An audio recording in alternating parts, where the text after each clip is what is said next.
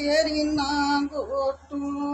रोज रोज का काम तेरा से, रोज रोज का काम तेरा से, ना घोटू ना घोटू। ओ भोलेनाथ वांग तेरी ना घोटू, ना घोटू ना घोटू। ओ भोलेनाथ वांग तेरी ना घोटू।